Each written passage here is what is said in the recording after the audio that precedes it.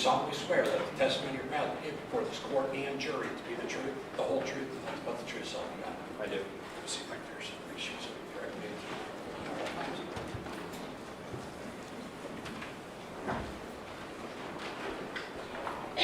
I made. Ready? Ready, we start out by stating your name and spelling your last name for the record, please. My name is Raymond Tenzing. Last name is spelled Tensing. You live here in Hamilton County? Yes, sir. How long have you lived here? My whole life, 27 years. Are you married or single? I'm single. You say you're 27 years old? Yes, sir. Do you have any children? No, sir. How tall are you, Ray? I'm 6'3", How much do you weigh? about 220 pounds. Were you about that on July 19th of 2015? Yes, sir. Would you call yourself right-handed or left-handed? I'm actually ambidextrous. I do a lot of things with my left hand. I write left-handed. I throw a ball left-handed, but I do shoot a gun right-handed. And why do you shoot right-handed? That's my dominant hand for shooting. What kind of educational background do you have? Graduated from Corning High School in 2008. I have a bachelor's degree from the University of Cincinnati in criminal justice, and I have a PATA police certification through the state of Ohio. And when did you become OPATA certified? 2010. And did you make a decision at some point in your life that you wanted to be a police officer? Yes, sir, at a pretty young age. When did you do that? My early teens. My dad was a firefighter. He would come home with stories and just piqued my interest, and I always had a knack to I wanted to serve. I wanted to make a difference, and I thought police work was one of the best ways to do that. How did you go about getting started? When I was about 15 years old, I joined the Hamilton County Sheriff's Explorer program. It's kind of a Boy Scout organization for teenagers that are interested in a career in law enforcement. And I did that for 5 years. We do ride-alongs, we work security and traffic control at festivals, and we do weekly trainings, area-based trainings, things of that nature. Did you achieve any rank in the Explorer post? Yes, sir. I just started out as just a regular explorer. I worked my way up through the ranks, eventually becoming captain, basically in charge of the whole organization. And did that continue after you graduated from high school? Yes, sir.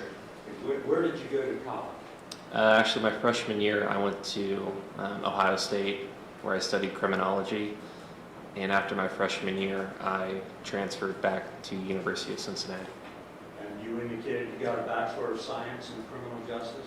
Yes, sir. And as part of that program at UC, you attended the Police Academy, correct? Yes, sir. Was that part of the UC program? It is. Actually, at UC Claremont, they have their own police academy where you can become certified and also earn credit hours towards your degree. And what kind of grades did you get at UC? I graduated with a 3.7 GPA. On a 4-point scale? Yes, sir. Okay. What kind of employment history do you have? Shortly after I was certified as a law enforcement officer, I was hired on a part-time basis at Green Hills Police Department while I was finishing up my college degree.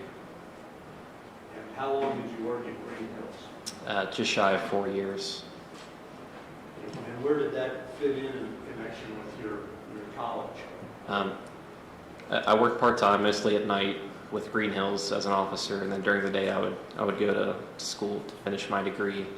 Shortly after I graduated from UC, I was promoted to full-time status as a police officer with Green Hills. And Green Hills is here in Hamilton County, Ohio, correct? Yes, sir. Out by Winton Woods? Yes, sir.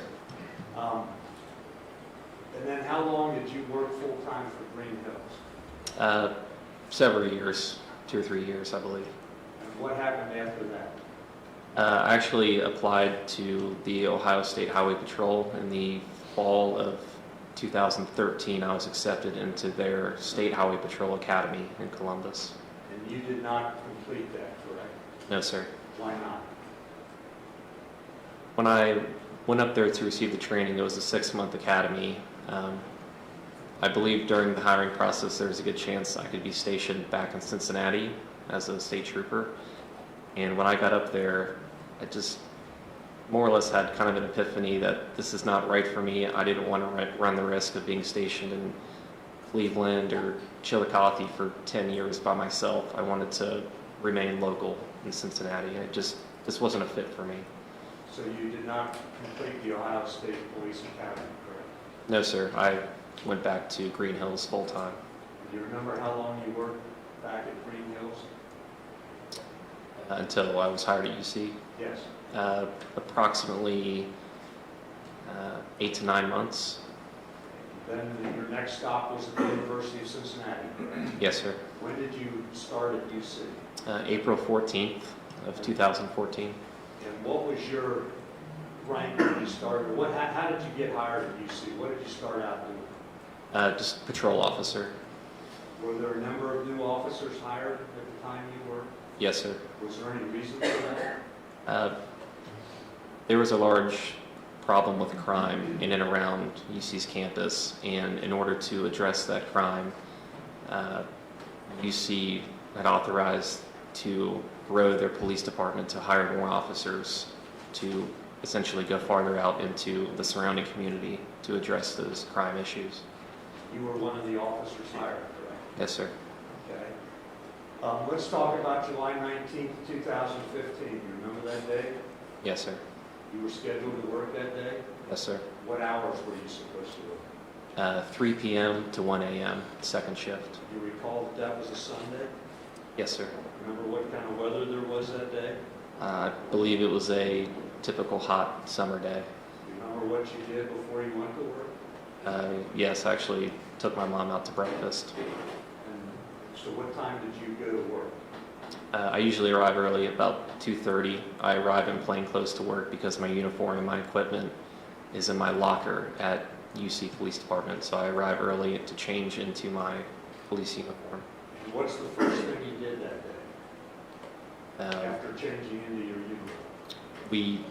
It's referred to as briefing. At the beginning of your shift, you'll go in with other officers that work second shift, and your second shift lieutenant or sergeant will sit everyone down and address whatever business is occurring that day, just so you're all up to date on what's going on. Do you remember anything specifically about what was addressed at the briefing? No, sir, it was nothing. Called roll call? You can refer to it as roll call, yes. And there wasn't anything specific talked about? Nothing out of the ordinary, no, sir. Okay. You were assigned a beat, correct? Yes, sir. Did you run the same beat every time you went to work, or did those rotate? No, sir. Every day you were assigned a new beat by sergeant or lieutenant. Do you remember what beat you were assigned to run on July 19, 2015? Yes, sir. What was that? It's called 9233 beat. It's an off-campus. I was completely off UC's campus to the south of the campus, out in the city of Cincinnati, solo in a patrol car.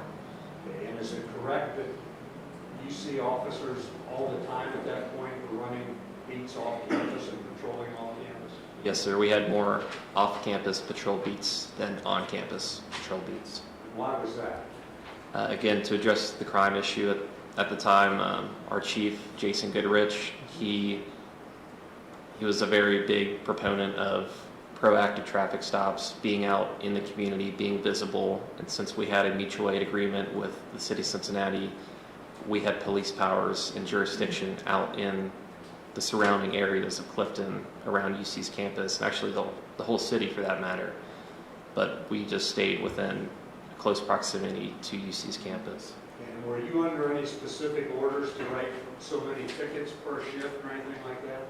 There wasn't a quota system, but he was a big proponent of, I want to see traffic stops, I want to see proactive activity, I want to see you visible out there, and if there's a violation, I want you to pull that car over. Did you ever pull cars over just because you didn't like the color of the car or because you felt like it? No, sir. When did you pull cars over? Only for a legitimate, lawful reason. Okay.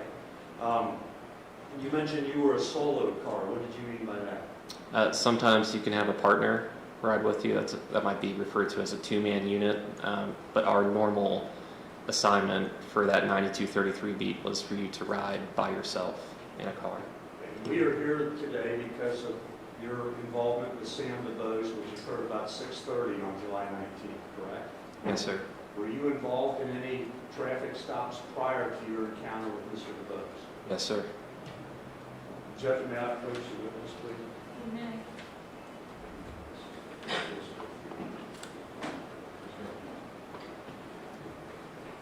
Ray, I'm going to hand you what's been marked Exhibit 3, Defendant's Exhibit 3, and ask you if you can identify that, please.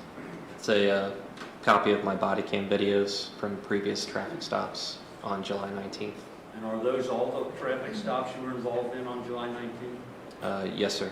Thank you. Judge, may I display this to the jury? I'd like to have it admitted at this point. Any objection? No.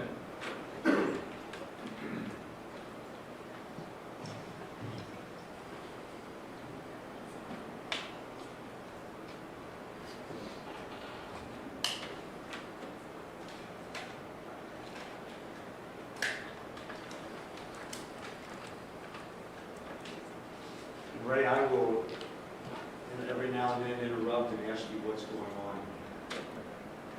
Maybe I'll ask you, pause it.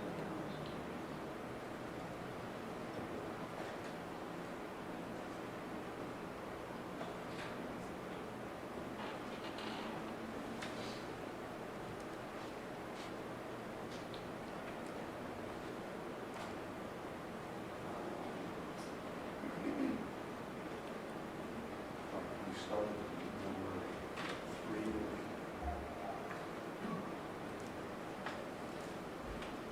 We'll pause that for a minute. Ray, do you recognize that? I'd have to watch a couple more minutes, maybe. Not yet, no.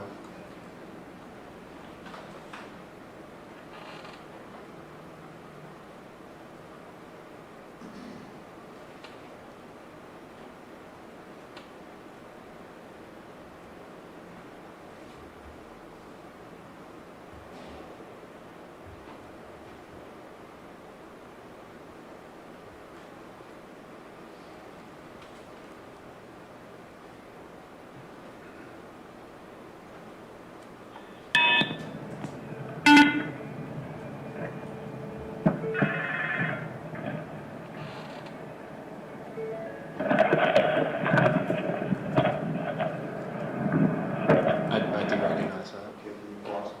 Tell the ladies and gentlemen of the jury what is occurring here, what this is all about. This is Officer Derek Nolan, also with UC Police. He had conducted a traffic stop, and I was providing backup for him on his traffic stop. Can you play that, maybe?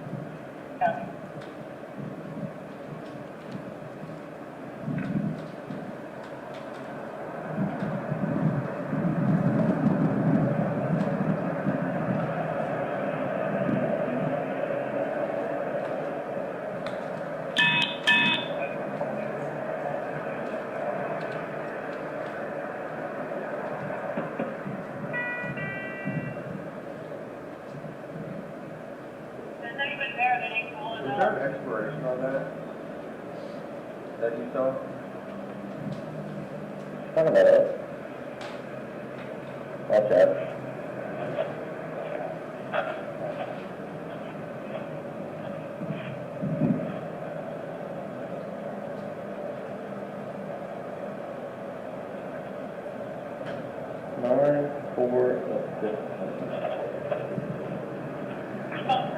Nine, 4, 15.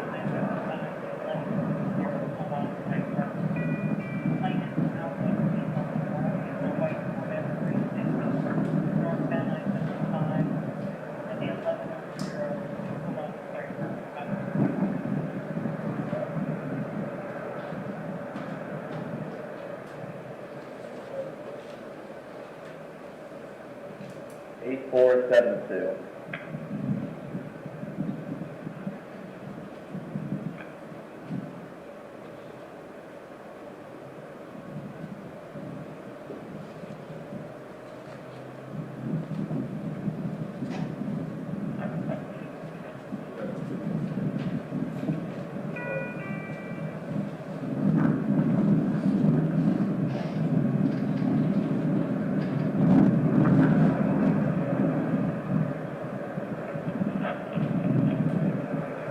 Good.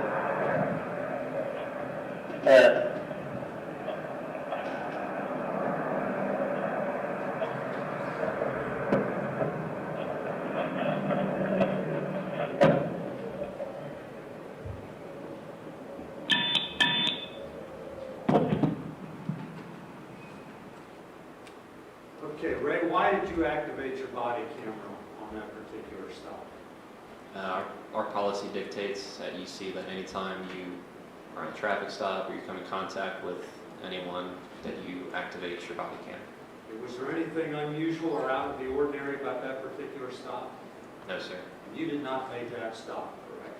Correct. You were simply there to back up Officer Nolan? Yes, sir. Thank you. Maybe can we play number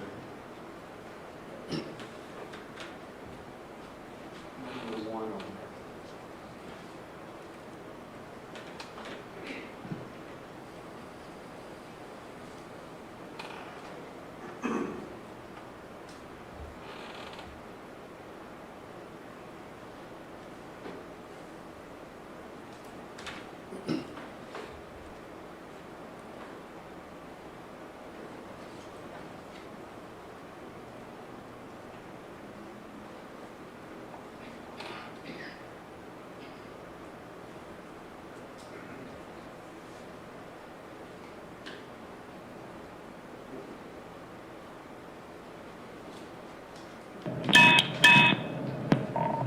Ninety-two 33 traffic stop, East McMillan and Auburn.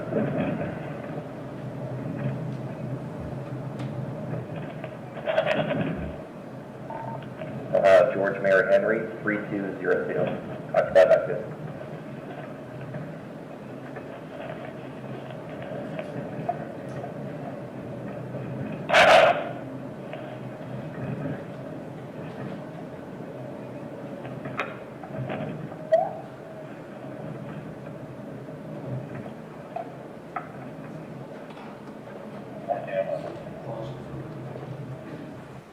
Ray, do you recognize this particular stop? Yes. And can you tell the ladies and gentlemen of the jury where that is and what it's about? The stop is now at East McMillan in Auburn, which is just a couple blocks from UC's campus. And do you remember why you initiated that stop? I believe when the vehicle had passed me near the Shell gas station on McMillan, there was no front license plate on the vehicle, and the registered owner had came back under a driving suspension. And also in the back seat, I'd seen young kids kind of moving around that looked like they were unbuckled. When you say unbuckled, you mean not in car seats or seat belts? Correct. Thank you. Play, please. So I heard a yell in there. You decided that was the yell. Yes, sir.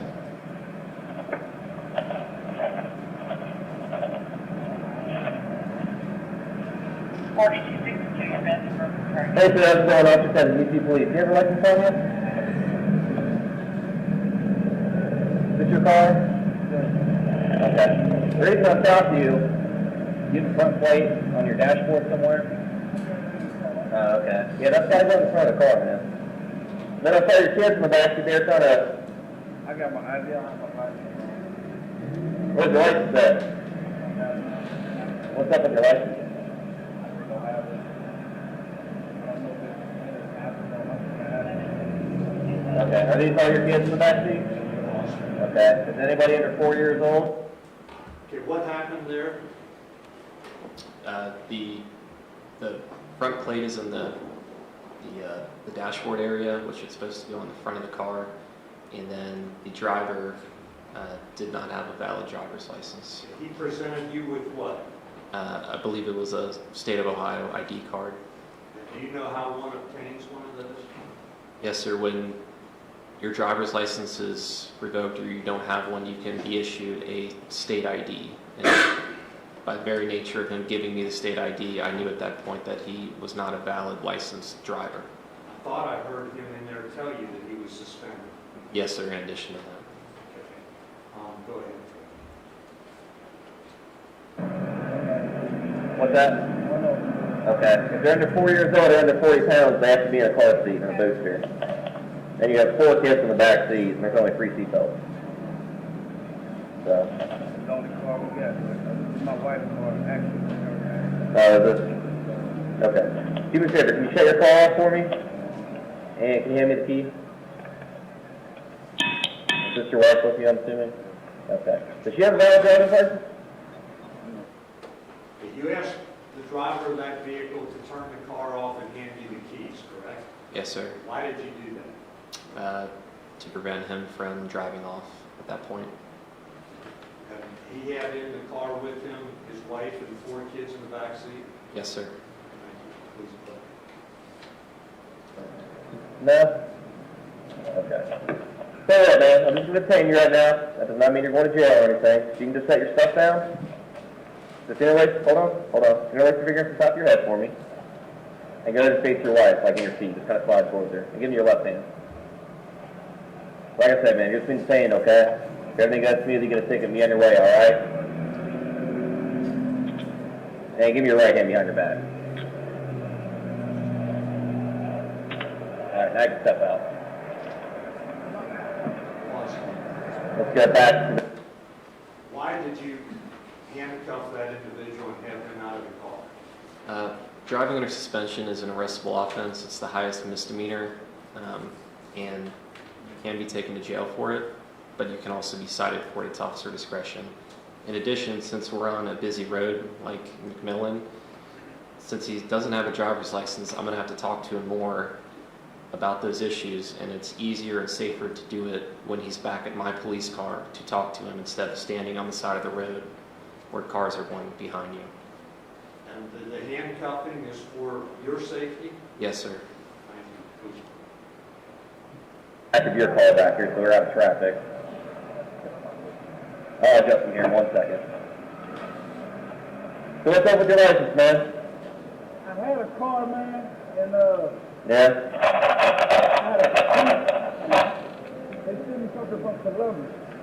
Telling me to show proof of my ownership or proof of insurance, but I no longer have the car. And I don't know if my license is suspended or if they took me or what. I don't know what it is, but it's been over a year. Well, obviously you only have an ID card. At some point it was... What were you doing with his handcuffs right there? When I initially put the cuffs on him, he had said that they were too tight and they were hurting his wrists, so I was readjusting his handcuffs to make them as comfortable as possible. Go ahead. And confiscated, whatever. But like I said, man, if everything's good, everything's cool, we'll get you on your way here with the ticket, okay?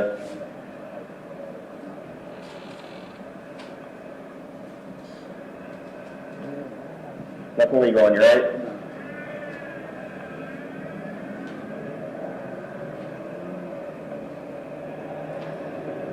You have any warrants or anything? I know that one. My staff. Oh, yeah, you got a ticket for that before? Yeah. And my Caprice. Yeah, I just told him. How many?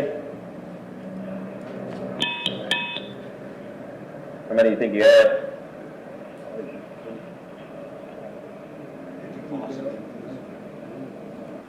That's very difficult to hear. Can you tell the ladies and gentlemen of the jury what that conversation there was about? Yes, sir. I asked him if he had any warrants for his arrest, and he said he did. And what do you mean by a warrant? If you're issued a ticket or something of that nature and you don't show up to court or don't pay your fine, the court will issue a warrant for your arrest. And did you ultimately determine how many warrants he had? He had 5 warrants for his arrest.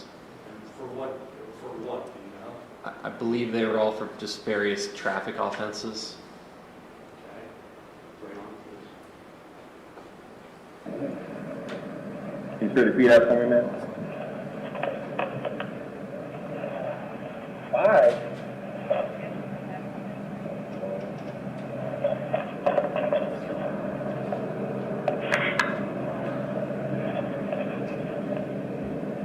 All right, can you lift your hands up for a second? You're nothing on you, right?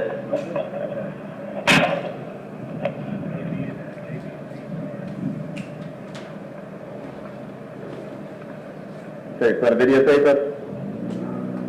Head forward, pick up. Alright, man, let's get back to my car, take a seat in the back for me, okay?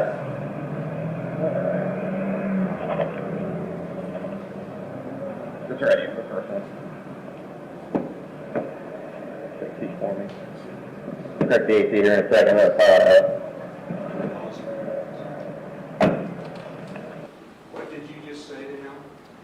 Since it was a hot day out, I told him I would turn up the air conditioning in my police car so he's more comfortable. And when an individual has 5 warrants and is driving under suspension, what would you do with him? What are your options? You can either take him to jail for the warrants and the license offense, or you can choose to re-cite him and give him a new court date and a traffic citation for his license offenses and send him on his way. And how do you determine what you're going to do? It's all officer discretion. You check with a supervisor? Yes, you can check with the supervisor, but it depends on a multitude of things, how cooperative he's being and everything of that nature, how many warrants he has, the nature of his warrants, things like that.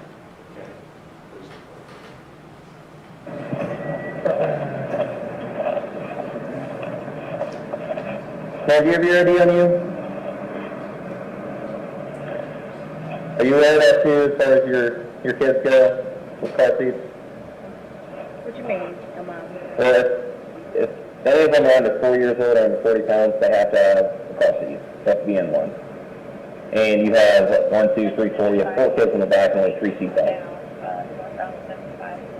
So, I just don't want you guys to get in a crash and one of them, it becomes a missile. Okay. Do you have any warrants or anything? No? Okay. Do me a favor, just hang tight. Obviously, he's not allowed to drive. We'll see what we can do about, if you can call somebody here to get a ride, then we'll go from there. So don't have to carry your car. Well, he's got no driver's license and he's got a couple warrants that I'll take care of. And he's got a couple tickets he never took care of. What is going on here? The female passenger does not have a valid driver's license either, so I'm That was advised. the state ID that she presented to you? Yes, sir. Okay. So I'm telling her that if we can work something out where a licensed driver can come to the scene and pick up their car, I don't have to tow it, to save them hassle, fees, and all that with towing expenses. What is the policy at the UC Police Department when you encounter a driver who has no valid license? You can either tow the car, you do check with your supervisor, but you have discretion to tow the car or to release it to a licensed driver. Are you ever permitted to let whoever is there with the car to drive it to a parking lot or drive it home? If they don't have a valid license, we're not allowed to let an unlicensed driver take control of the car.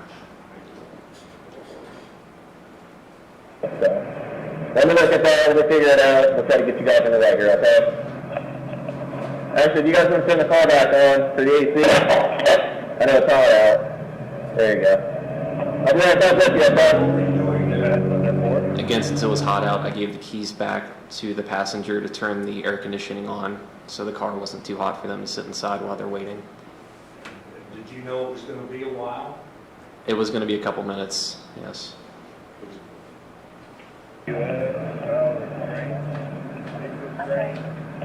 Everybody's been stopping for it.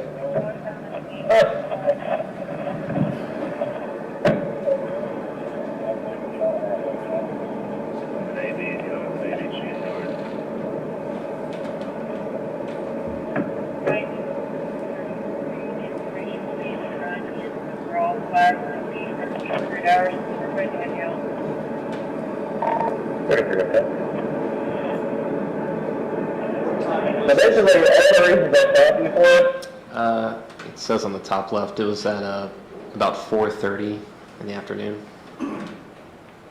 you have lunch for them. Just a repeat of everything. This is us, and that's my family right there, man, and that's the only car we got right now, and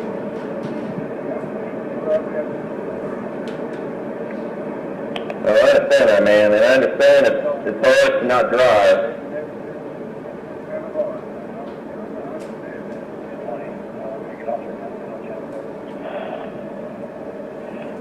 Come on, things down. 33, okay.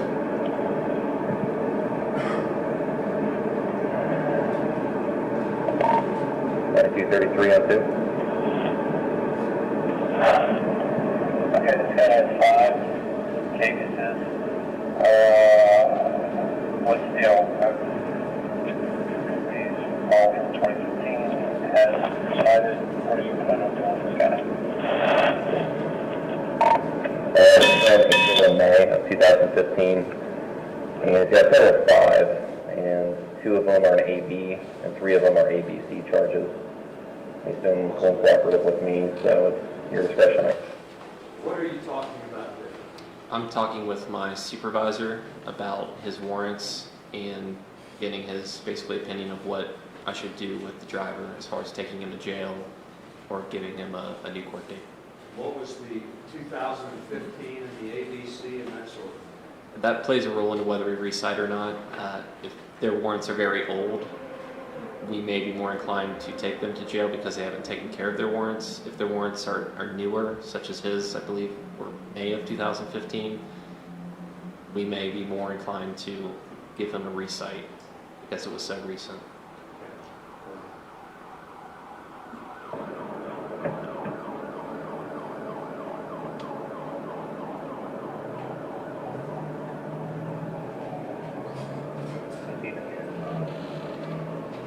Did they say that over the radio?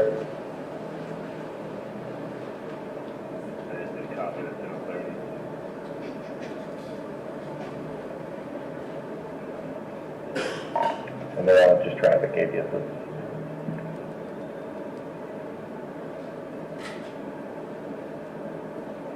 Okay, but are you pick up a new charge from you today?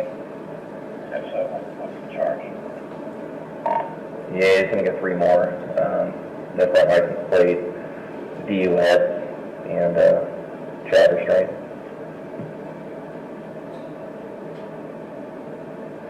Okay, so he has a child with him right now? 4 children in the back seat, one is under 4 years old, needs to be in a booster seat, so he'll be cited for that. Okay, yeah, we do not take him to jail, insurance. That is a fact. Okay, just make arrangements for me a license driver there, and did you guys know? They're working on it, thanks, switch them back.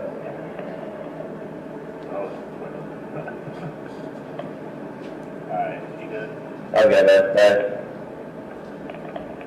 Alright, man, let me get you restarted. I'll give you a couple seconds for the stuff we're going to talk about, and then we'll get you out of here, okay? I'll talk to your wife, and do you think there's someone close that can get to this car? Something to show it? Well, let me talk to your wife here, and we'll see if she can just call somebody now and get them on their way, okay? Fair enough? Alright. What was that last bit of conversation about? I was talking to the driver about getting another licensed driver to respond to the scene to pick up his car, so I would not have to tow it. Were you telling him that you were going to recite him rather than take him to the Justice Center? Yes, sir. And what does that mean? I'm going to give him a new court date and not take him to jail for his traffic warrants. What's that? Are you talking to me? Oh, okay, good deal.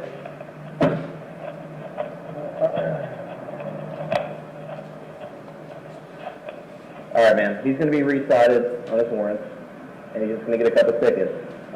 Now, to avoid getting in the car, is there somebody close that can get here? Yeah, she's on her way. Oh, really? Good deal. Where's she coming from? What's up, guys? Hey, buddy. Okay. Is that pretty fun? Or like that?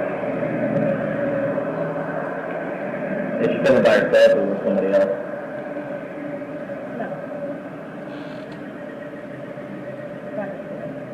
Okay, so she's just gonna park somewhere and drive this car then, or?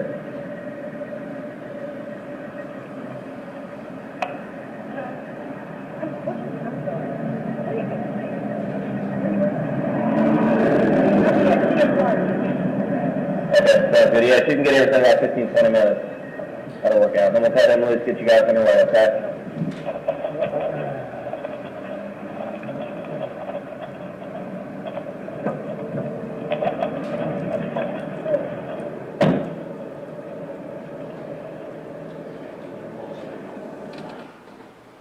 The rest of this, Ray, is you sitting in the cruiser writing citations, correct?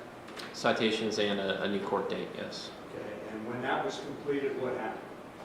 I released the driver, and a licensed driver came to the scene and picked up the car, and I sent everyone on their way. Okay, can we skip forward 3/4 of the way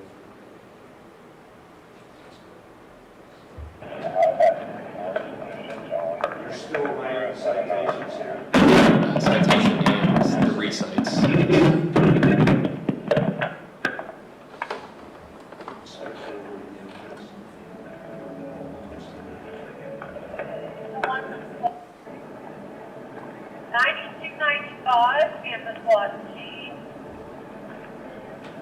Alright, now I'll send these real quick inside here, this is cool. You're going to be cited for the driving under suspension, the one child restraint, and the no insurance on your car. You're going to get a warning on that front license plate being in the windshield. That's just got to go in the front of the car. Okay?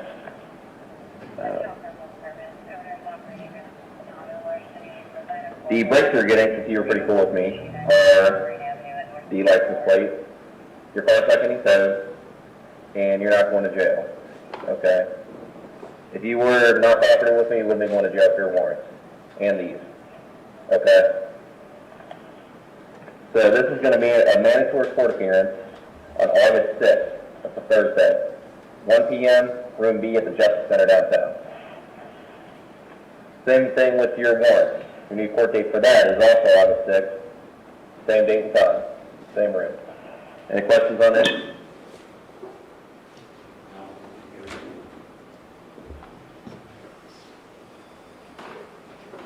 Number 2.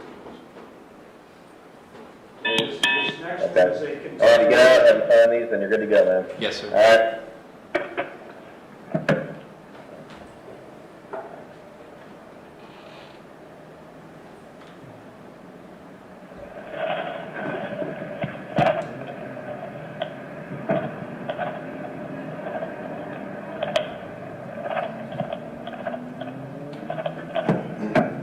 We can just step up to my hood up here.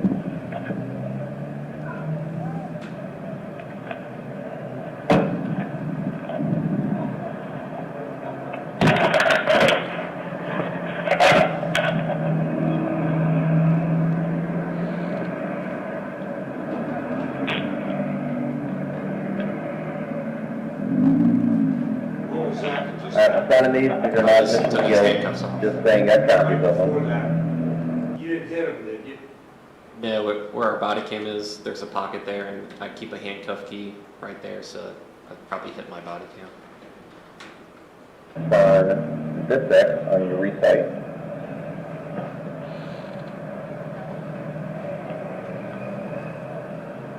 And on the top of this right here.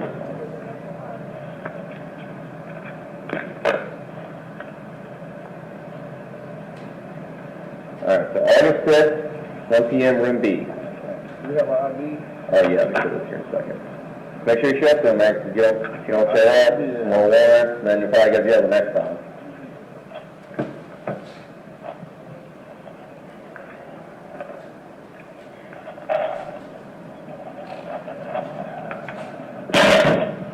Alright. Make sure you don't drive until you get the stuff taken care of, okay? Insurance and your license. Man, do you know your guys' new address over on Baker? 2721 Baker Street. 2721 Baker. Apartment number 4.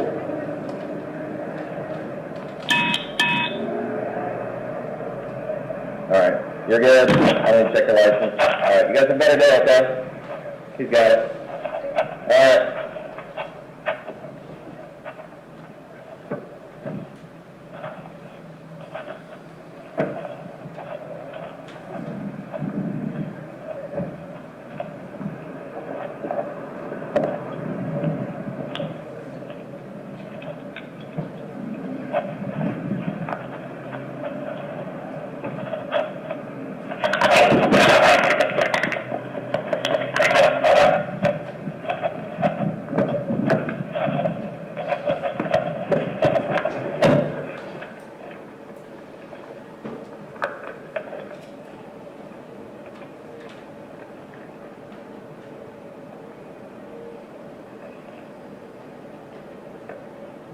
Was that the end of that traffic stop, Ray? Yes, sir. Go to the next one, please. Bellevue Park. Okay. What time is it that this traffic stop starts? 6 p.m. Okay, was there anything unusual about that last traffic stop? Anything unusual occurred? No, sir. What happened on this? This was another traffic stop I conducted. Again, there was no front license plate on the vehicle, and after running the rear tag of the vehicle, that registered owner was also under license suspensions. And that's the same thing that happened with the traffic stop we just saw? Yes, sir. It's the same thing that happened with the traffic stop with Sam DuBose, correct? Yes, sir. Problem with the front license plate, registered owner of the vehicle is under suspension. Objection. Yes, sir. It is leading judge. Okay. Where did this stop occur, Ray? This was in Bellevue Park, which is a park in my patrol area south of UC's campus. And would it be fair to say, I'm trying to believe that is to the west of Vine Street? Yes. Please.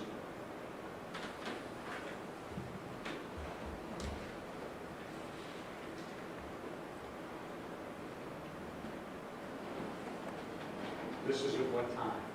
This is approximately 6 p.m. on July 19th. Hey, how's it going?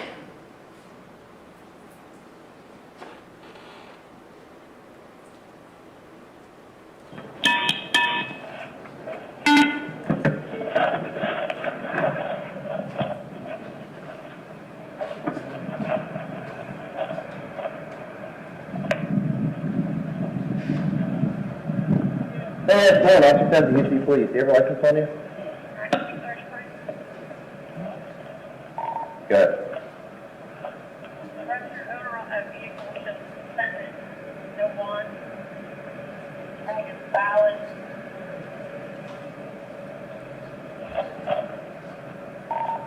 Okay. Who's the registered owner of this car? Oh, Sire Kendrick. Yeah, who's that to you? Oh, my friend. Your friend? Okay. She said it's a suspended license, and you kind of look like her. And then your friend said, up here, actually got to go in the front of your car. That can't be in the dash like that. You player.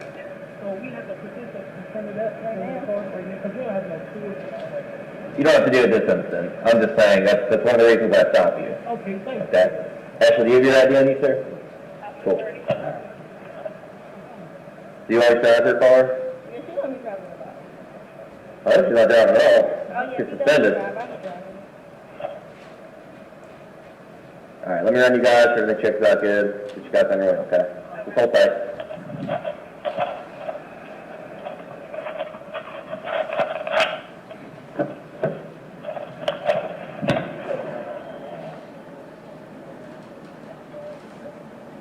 DuBose. What do you know about this car at this point? The driver who's actually driving the car at this point is not the registered owner of the vehicle, and she gave me a valid driver's license. Did you know it was valid when she gave it to you? Actually, I didn't know it was valid when she gave it to me. She just gave me a driver's license, which I'm now checking to see if she is valid. Go.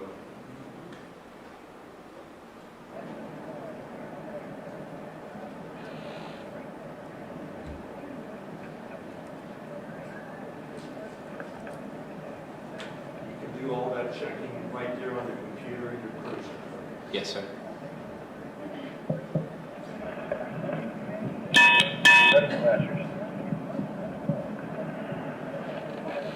I didn't see that.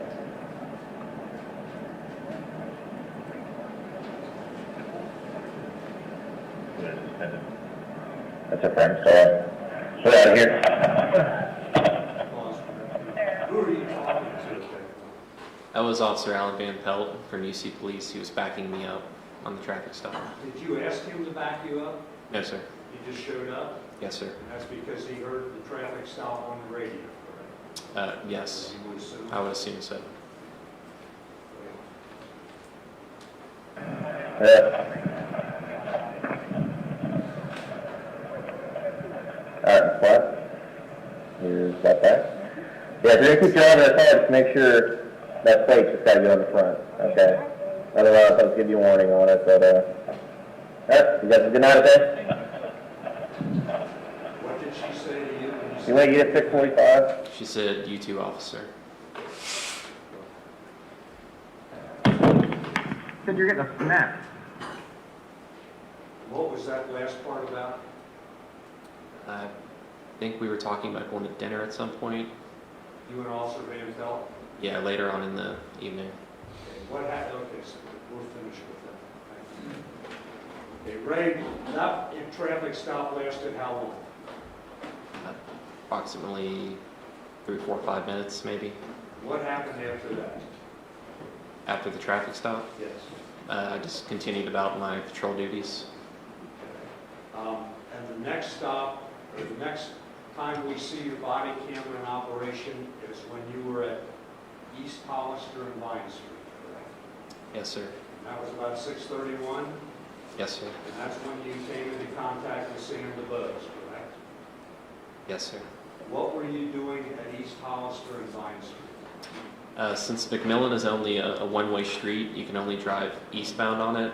I had gone down McMillan and took a right onto Auburn, and then another right onto Hollister to come back towards my patrol area. And what happened as you were at East Hollister and Vine? When I was at the intersection, I happened to look up north, up the hill on Vine Street, and I saw a green Honda Accord coming from the intersection of McMillan and Vine Street. The car was coming southbound on Vine towards me. I noticed the car did not have a front license plate, and as the vehicle passed, I could not see who was driving. All I saw was one person driving with a red and white shirt and a red and white hat on. As the car passed me on Vine Street, I was able to read the rear license plate of the vehicle, and I typed that into my computer in my police car. And that's what we saw in the photograph or the exhibit that was admitted in the state's case? Yes, sir. Okay, what did you learn when you typed that license plate into the vehicle?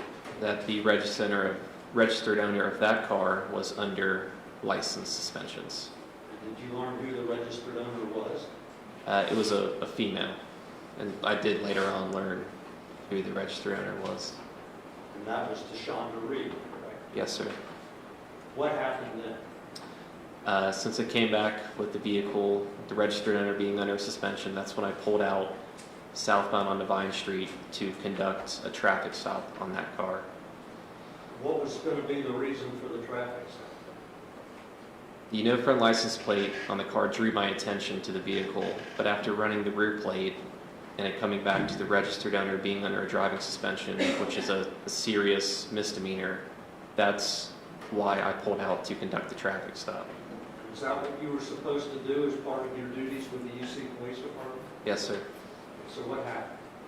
As we traveled southbound on Vine Street, I came up behind the vehicle, and as we approached Thill Street, the driver turned his left blinker on to turn onto Thill Street. As he did that, that is when I turned on my red and blue lights to conduct a traffic stop. Okay, let me stop you there. Why would you, or first of all, are you familiar with that area? Yes, sir. Is that because it's close to your beat? Yes, sir. It's right on the edge of my patrol area. What do you know about that area? What did you know on July 19th? That area, there's a park there called Inwood Park, right at Vine and Thill, and it's a high crime area. We've had shootings there with rifles. We received an email several months prior that there was a street gang in that area and they were involved possibly in shootings. So if you were going to be in that area, just be careful. What was your intention with reference to the traffic stop as far as where it was supposed to take place? When I noticed he turned on, or the driver at the time turned onto Thill Street, I thought he was going to pull over right onto Thill and we would be right out of traffic off of Vine Street because that is a very busy street. Was there any problem with that as far as you were concerned? No, sir, not at all. Okay, what happened? As we turned on to Thill Street, I had my lights activated and the driver did not pull over right away. We continued driving on Thill Street and he wasn't accelerating away from me, he wasn't fleeing, but he wasn't slowing down, he wasn't pulling over for me at all. Let me interrupt. Were you in communication with your dispatcher at that point? Yes, sir. During this time, I had radioed to my dispatch that I was making a traffic stop. And did the fact that the driver did not pull over right away, did that cause you to think anything? It sent up a red flag to me, and that's why also on my radio I put over that he is slow to stop. What did you mean by slow to stop? That the driver was not fleeing from me, but he was just not complying. He was not pulling over right away. And we continued for 2 more blocks, turning onto Rice Street, where the driver finally pulled over. Did you know the driver was male or female at that point? At that time, no, I did not. So the driver pulled over around the corner from Phil on Rice, correct? Yes, sir. What happened there? Well, actually, during that time when he was slow to stop, I was flicking my sirens on just to make sure the driver knew that I was behind them to pull over. And even after flicking my sirens on, the driver still did not pull over, just continued driving. So as the driver turned on to Rice Street, they finally pulled over against the curb. Okay, and what did you do? I exited my police car and I approached the vehicle and made contact with who I now know to be Mr. DuBose. And I introduced myself and I asked him for a driver's license. And what was happening with him? What was he doing? At that point, Mr. DuBose had he'd asked me the reason as to why I pulled him over. And I advised him that he did not have a front plate on his vehicle. You did not say anything about the registered owner being under suspension, correct?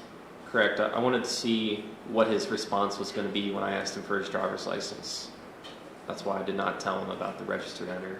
Why did you ask for a driver's license? Just to identify him, to verify that he did have a valid driver's license, and just to ID him. And what happened? Well, I asked him for his driver's license, and that's when he asked me why I pulled him over, And that's when he shut his car off and he took the key out of the ignition and he reached over to the glove box on the passenger side and he opened the glove box with the key and he began to pull out the front license plate to the car. Did the fact that he went into the glove box cause you any concern? A little concerned. Go on, what happened next? I could see he was reaching in the glove box and he pulled out the front license plate and showed me that he did in fact have a front license plate, and that's when I advised him, and I'm not worried about that, that just needs to go on the front of his car. And basically we can deal with that later. It's not a... And why were you not concerned anymore with the front license plate? I wanted to get back to trying to identify him and establish who he was. And did something else occur? Yeah, I continued to ask for his driver's license, and the way he was acting during this was, he's being evasive, he was stalling, he would pat down his pockets as if he were reaching for a license or a wallet, and then he'd stall again, and he would ask me again, why did you pull me over? And I explained to him the front license plate on the vehicle, not having one, and At some point in there, did you observe something between his feet? yes, sir. While I was talking to him, I looked down on the floorboard of his car and there was a bottle in between his legs on the floorboard. And I asked him what that was, and he actually bent down and picked it up and he gave it to me. And it was a bottle labeled gin. And he advised at that point that it was air freshener. Does that mean anything to you? When I initially saw the bottle, I thought possibly with the way he's acting, being very evasive, possibly a DUI situation if he was drinking. But when he showed me when he told me that the contents were air freshener, that kind of piqued my interest more, that why would someone have air freshener in a gin bottle? And maybe they were asking. Ever had any experience with something like that before? With my experience, that would be someone who's trying to mask the odor of drugs, possibly. Okay, so what did you do? I set the gin bottle on the roof, because again, I wasn't concerned about that. I was concerned with Mr. DuBose, with the way he was acting. I wanted to identify him and focus on him. Why did you put the gin bottle on the roof rather than just give it back? I thought that was the safest place just to put it, and I could deal with it later instead of giving an alcohol bottle potentially back to the driver. You never asked him for his keys, correct? Not at that point, no. Why not? I was still anticipating him to give me a driver's license. I was not at the point where I was going to ask for his keys yet. Okay. And you asked him on multiple occasions in one fashion or form or another for a driver's license, correct? Yes, sir. And then what happened? He did say once or twice, he said, you can run my name or my social. But again, the way he was acting, being slow to stop, first of all, handing me a bottle labeled gin with air freshener, and how nervous and evasive he was, there was something else going on here. There's some reason he is so nervous. It's more than just a missing front license plate. And that's when I asked him, just to be honest with me, are you under a driving suspension? And that's when he said no, he wasn't. Okay. Why didn't you accept his offer immediately to go run his name or social security? Again, with the way he was acting, I didn't want to just take his word for it and write his name down and turn my back to him and walk back to my police car. I didn't know if he had any weapons in his car or if he was going to take off at that point when I walked back to my police car. So what did you do?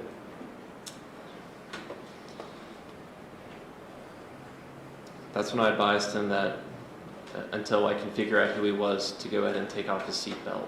And that's when I reached my left hand towards his driver's door to open it. What was your intention at that point? My intention was, as we saw in the previous stop, was to open the door and get his car keys right then and there and put them on the roof, and then secure him in handcuffs with the same technique inside the car and get him out of the car. That didn't happen, correct? No, sir.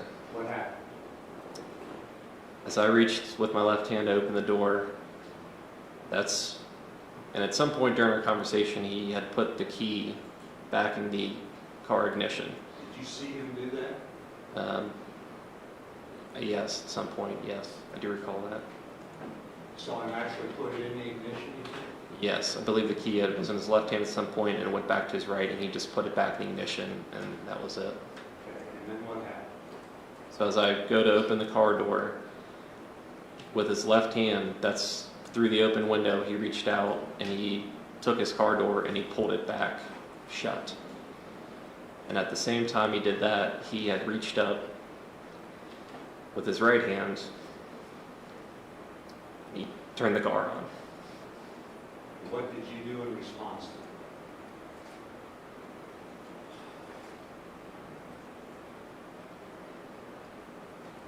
I reached in with my left hand in an attempt to grab his car keys and turn the car off. Why did you do that? I was so close to his window, I thought I had a very good chance to turn his car off and stop him from taking off right there. With it being 6:30 on a Sunday evening in the summertime, going into a neighborhood, I thought I could stop a pursuit right there before a pursuit happened, since those are very dangerous. And so I reached in with my left hand to try to grab his car keys, and that's when, just a fluid motion, he had turned the car on, and he immediately, with his right hand, he went down to the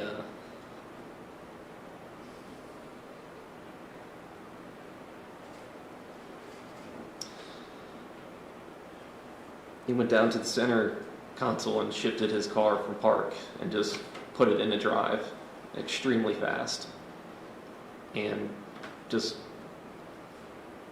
mashed the accelerator to the floor at that point. You've heard it described that you lunged into his car. What was that about? You used the term reach. I reached in, I didn't jump off my feet, I didn't dive through his window, I reached in with my left arm towards his car keys. And what happened? You said he put the car in to drive? He was so fast with that, from turning the car on to drive, and he just mashed the accelerator to the floor.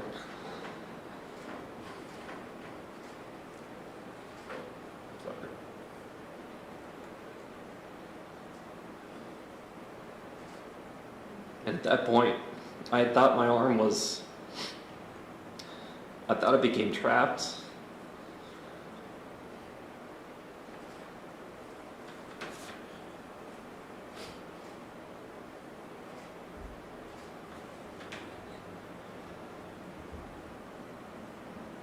I thought my arm became trapped in the steering wheel somehow, because I felt my arm it just felt pinned, just caught. And that's when my body kind of rotated, since my arm was pulled. And after being able to review the video, I thought my arm was tangled through the top of his steering wheel, but now I know that he took his left arm and actually grabbed or pinned my arm against the steering wheel. And as that happened, he had just smashed the accelerator, and my body it had turned backwards, and I began to fall backwards. I was facing his trunk, and I had lost my balance, and I was coming backwards as he was accelerating. And I could feel his car, since the way he pulled over on the curb, that there was another car parked in front of him, but I could feel his car as he had punched the accelerator, turning into me. I could feel his car coming into me. And I'm falling backwards, and during this time I told him twice, stop. What did you mean by that?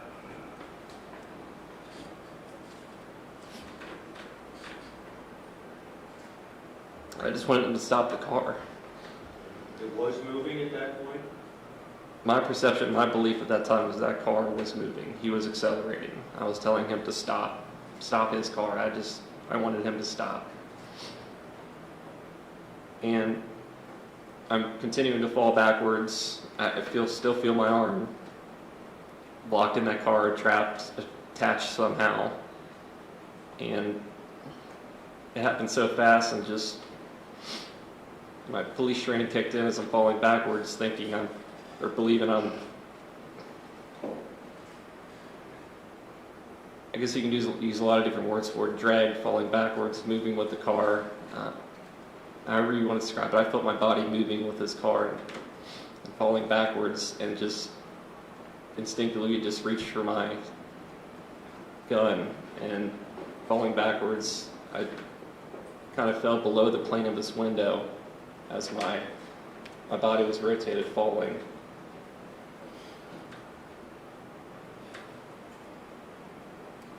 And I remember I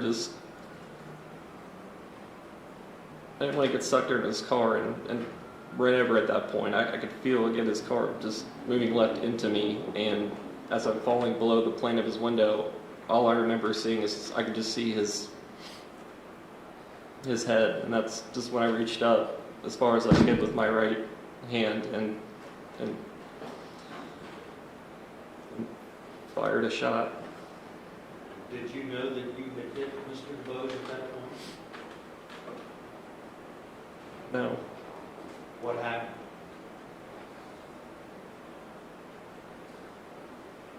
His car continued accelerating up the street, and at some point my hand became free, but I was still completely falling backwards, moving with his car, and I was trying to grab with my left arm his shirt, his seatbelt, something to hold me upright, to not get sucked underneath his tires as we're going up the street.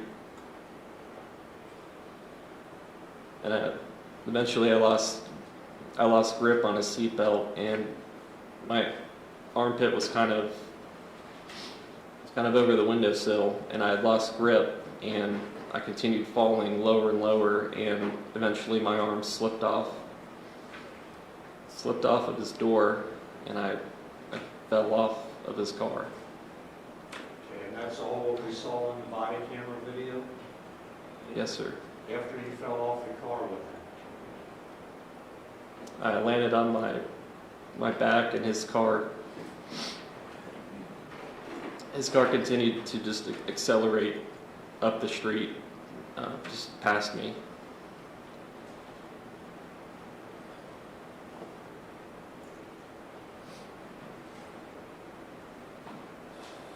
That's when I began to stand up, and that's when I noticed Officer Kidd and Linda Schmidt were running towards me. Had you seen them before that? No, sir. Did you know they were coming? No. Did you ask for them to come? No, sir. So you got up, is that right? And what did you do? I got up, and during this time I had heard a loud crash, and we turned around, and there's a slight bend in the roadway, and Mr. DuBose's car at that point had disappeared around that bend, and myself and the two other officers ran towards where we had heard that crash. When you got up from Rice Street, where were you with reference to where you had started next to Mr. DuBose's car? I was farther up the street and now laying more on the left-hand side of the street. Did you get blown into that position when you discharged your weapon? No, sir. How did you get there? I was attached, moved, displaced, whatever you want to call it. I was moved with his vehicle and fell off backwards off of his car as he was accelerating. You used the term dragged a number of times in your statement to the Cincinnati Police Division 2 days later. Yes, sir. Were you dragged? Yes, I was. What's your definition of drag?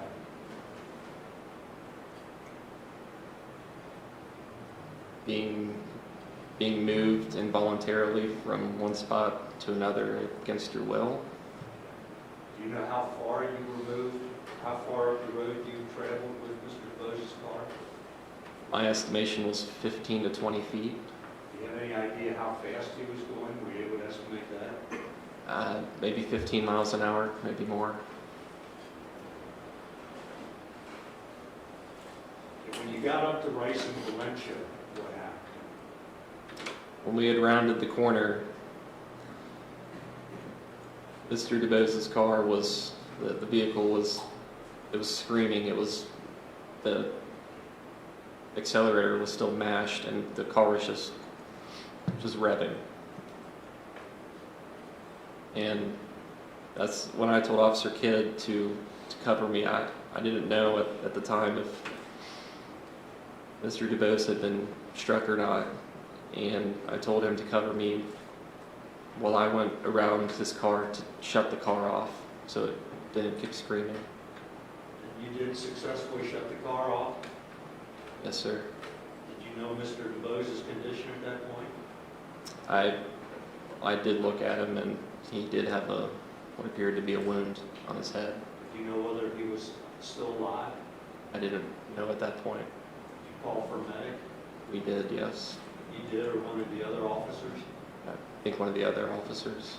What was your condition at that point? I was in shock. I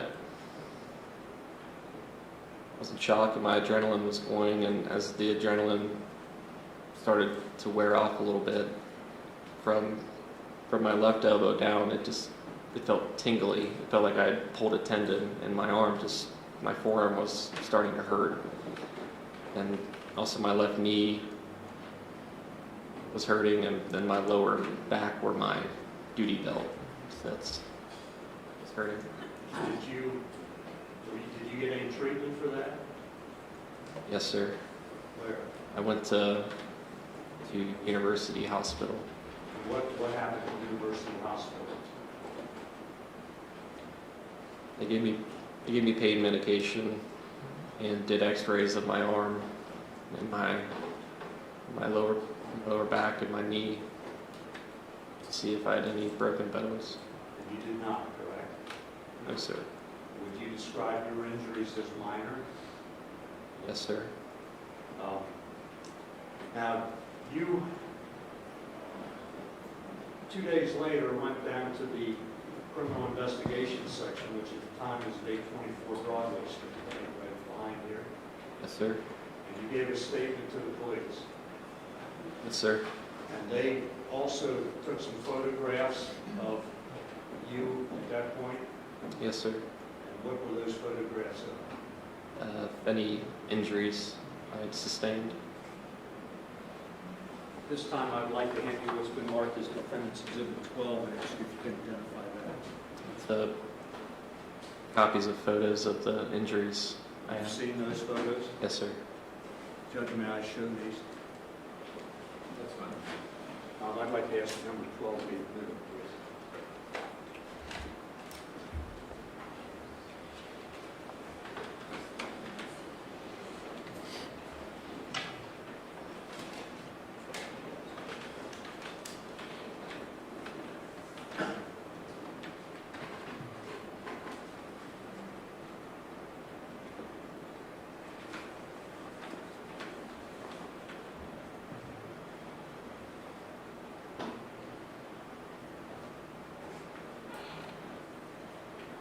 You start at the top, maybe.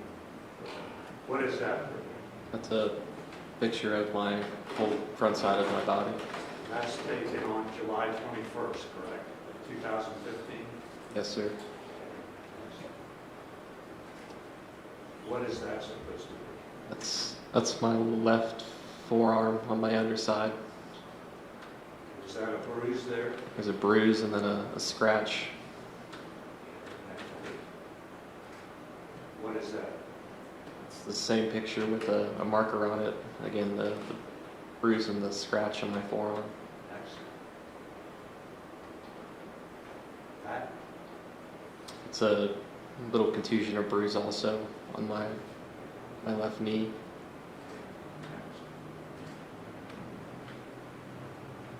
That's another picture of my left forearm with the bruise and the scratch. Okay. Obviously, those are not serious injuries, correct? No, sir.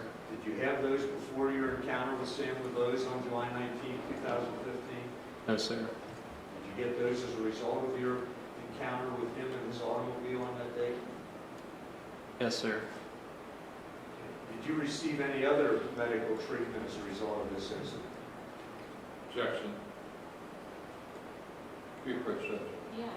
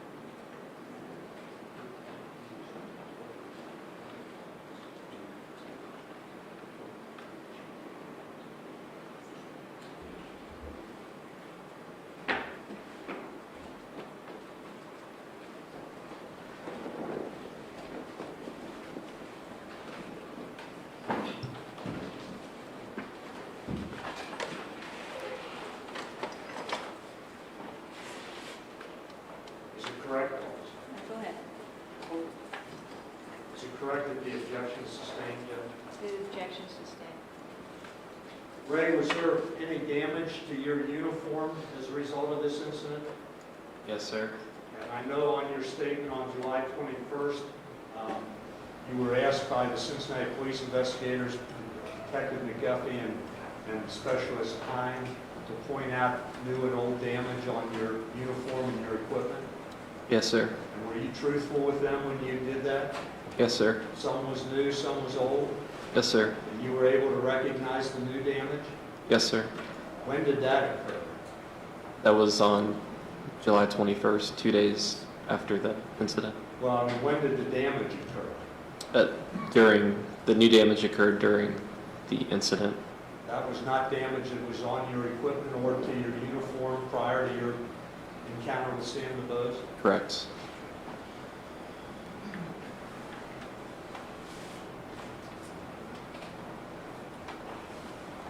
On the various body camera videos that have been admitted of you at Rice and Valencia Street, you are heard telling, I believe, Officer Lyndon Schmidt that he dragged you. And he said, yes, I saw it. Remember that? After watching the body cam video, yes. Do you remember anything that was said or done at Rice and Valencia? I don't remember what I said when I was there. I was just in shock. I only knew that I had said those things after I watched my body cam.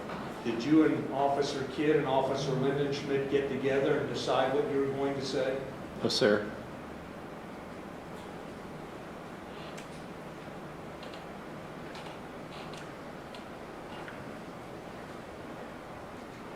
And you gave the statement to the Cincinnati Police Department investigators on July 21st, correct? Yes, sir. And you were there with a lawyer at that time, correct? Yes, sir. You had seen the video before you went and gave that statement? I'd seen the video just a couple hours before I gave my statement. Did you Yes. see in the video that you did not have your hand or arm caught in the steering wheel?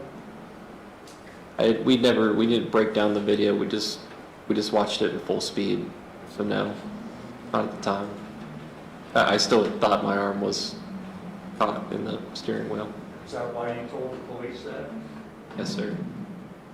Did you and your lawyer formulate a story you were going to tell before you went and met with the CIS people? No, sir. Are you telling the ladies and gentlemen of the jury the truth here today, Ray? I'm telling you what I experienced. I experienced it during those seconds, yes. Was it your purpose to kill Sam DuBose on July 19th, 2015? No, sir. What was your purpose?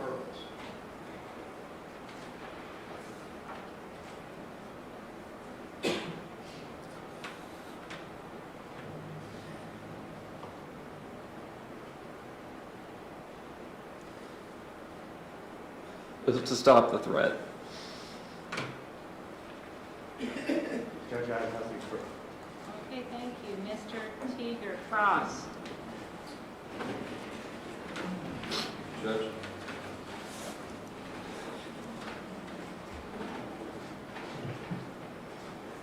Mr. Tensing, you're telling the jury today that you were being dragged, fair to say? Yes, sir. And it's not your perception that you were being dragged, you didn't misperceive it, you're 100% saying you were being dragged, and that's what you know what was happening to you, fair to say? Yes, sir, and that was my perception. That was. Okay. Just talk about the word Judge, can he finish his answer before we get to the next Okay, question? okay. Mr. Teeger, just let him finish and then. I thought he was finished, Judge. Okay, Sorry. that's all right. That's what I was experiencing. That's, yes. And when I say perceive, do you know what something is to misperceive something? Yes. That means you're not seeing it the way it really is. Yes, sir. Fair to say? And when Sir. you perceive something, what's that mean to you? That is what your mind is telling your body. That's what you're living through at that moment. So when you use the word perception, my perception was this, my perception was that, are you telling the jury that your perception might have been wrong, that you misperceived it, or are you saying that your perception was correct, that everything you said was actually happening to you? Which part did I misperceive? I don't know. I'm just saying, are you telling the jury that the incident with Mr. DuBose, did you misperceive any of that? Or is everything you said actually what happened? I'm not talking about perception. I'm talking about what actually happened. I had misperceived that my arm was caught in his steering wheel. Only after studying the body cam did I know that he had actually grabbed or pinned my left hand. And when Mr. Matthews said an opening statement that I submit maybe Ray's choice of the word drag was not correct, do you agree with that? I do, but there's a lot of terms for it. Dragging, being displaced, moved. You can use a lot of words for it. But you just told the jury that you were being dragged. Yes, sir.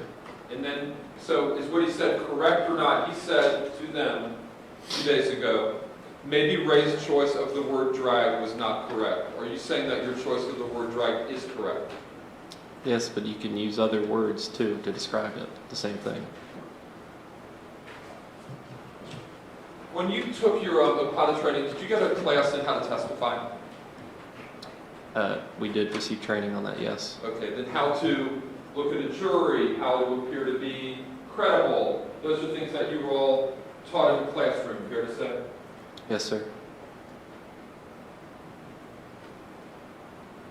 And you said you became a police officer to protect and serve? Yes, sir. I wanted to make a difference. I wanted to go home and every night at the end of my shift knowing that I've made a difference, that I helped someone, or wanted to serve. How did you protect and serve Sam DuBose that evening, Mr. Tensing? I protected my life.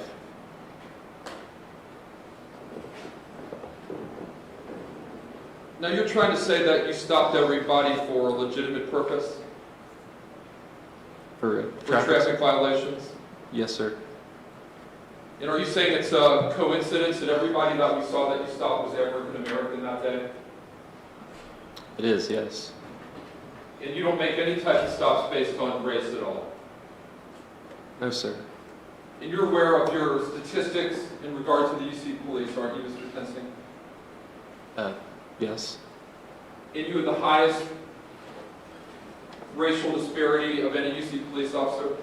I'm going to object, Judge, Sustain. because that's not true. Sustain. Well, let me go through your statistics, okay? Judge, and Mr. Matthews has brought out repeatedly that this has nothing to do with race, and I have statistics to show the opposite. Gentlemen, come up here. Sure, Judge. Now. And Mr. Griffin, lady. Sorry.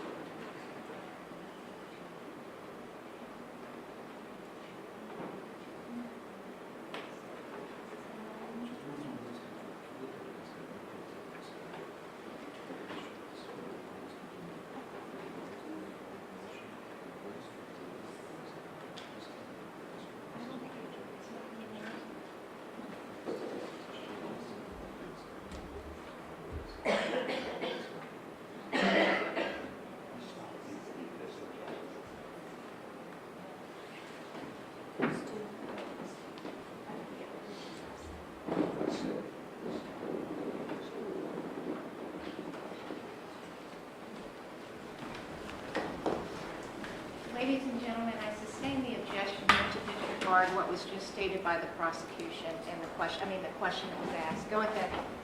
Judge, and if you could note, I had a number of questions, if you could note my objection to all of that. Absolutely. Sure. Now, as far as your background, you said you went to Green Hills PD, and then you took the Ohio State Highway Patrol exam. Yes, sir. And what did that involve? The hiring process, background checks, home interviews, an orientation day at the Patrol Academy. Okay. Did you have to study for anything or take any kind of exam or test or anything like that? I don't recall taking any written tests. Okay. But it was a process, a lengthy process that you went through to become a trooper. Yes, sir. And that's something you really wanted. At the time, yes. And you knew troopers went statewide. I did. And you told the jury a few moments ago, Mr. Tensley, that at some point during the 6-month training period, I think the word used was you had an epiphany that this wasn't right for you. How long into the 6-month training period did you have this epiphany? The next day after I went up for training. Was it the first day? The following day. So you went up there on whatever day it was, and then you slept there overnight? Yes, sir. We did training for the first day in orientation. Was the epiphany that next day, or was it the first day, like, before you went to bed, or when was the epiphany? I just kind of realized it throughout the day that this isn't for me. So you quit after one day? After a few days, but yes, I resigned and I went back to Green Hills Police Department. Let's talk about your weapon, okay? How do you load that weapon, Mr. Tensley? Are you talking about the one, for University of Cincinnati Police? Right. I'll call it the murder weapon. How do you load that weapon?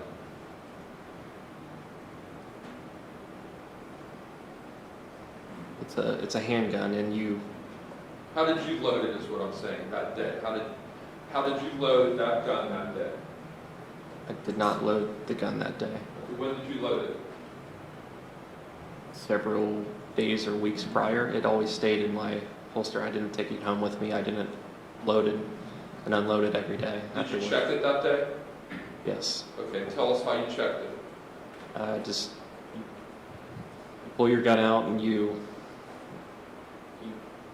pull the slide back a little bit to make sure there's a round chambered.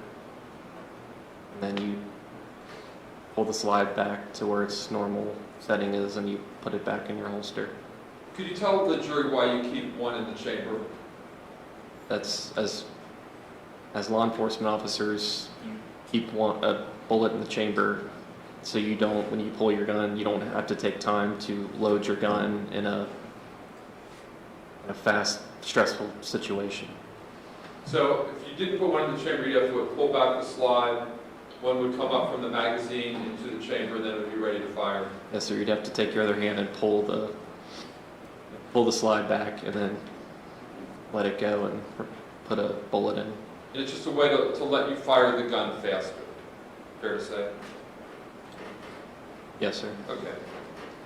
And as far as your training with the weapon, could you tell us about that? We at UC had to qualify. I believe at that time it was twice a year with our service weapon and other weapons, and shoot at targets. Would you say that you're a good shot? Okay. Okay, you passed all the tests that you needed to pass. A decent shot, yes. Yes, Okay. sir. And that's at a shooting range. I think Lieutenant talked about that, Lieutenant Haas. Yes, sir. And let's talk about how you took that weapon out of that holster, Mr. Tensing. Okay. Did you practice that? Yes, sir. And tell us about how you practiced to quickly take that weapon out of that holster. Just practice with the hand you shoot with to just draw your weapon out, and you practice that repetitive so you could do it quickly when you needed it. And you tried to get as fast as you could, is that fair to say? That's the idea, yes. Okay. And tell us what you have to do to take your gun out of your holster that day. What did you have to do? There's a hood on the top, and you depress that, and it goes forward, and then you depress a button under that hood, and you can pull the gun straight up. And there's a talk earlier in the trial with some witnesses about doing all that before you got to the car, the DuBose car. Did you do any of that before you went to the car? Did I pull my gun Drop out? your hood, push it down so you could get your gun out faster. No, sir. So when you pulled your gun on Mr. DuBose, you had to go through all those steps. Fair to say? Yes, sir. And that even though it was supposedly a dangerous area, there had been shootings, that didn't raise any red flags with you that evening, did it, Mr. Tensing? Because you could have dropped that hood and had your gun a little more ready to go. You can, yes. Right? Okay. But you didn't do any of that. No, sir. Would you agree with me that that adds time to the length it takes to get your gun out if you have to go through those steps? Yes.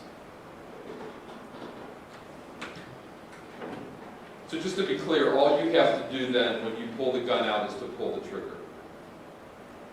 To fire it, yes. There's no safety. No, sir. There's a bullet in the chamber. Yes, sir. And would you agree that you killed Samuel DuBose, Mr. Tensing?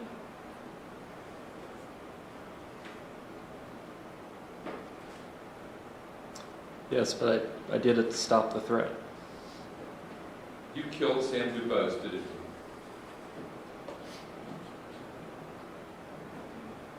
Yes. And your index finger pulled the trigger, did it not? Yes. And you intended or meant to do that, didn't you? Yes. You had never met Sam DuBose before that evening, had you? No, sir.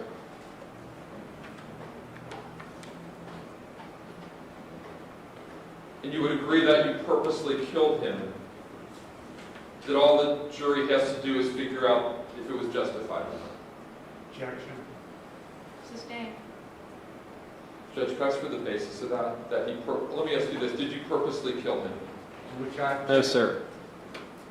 Sustained.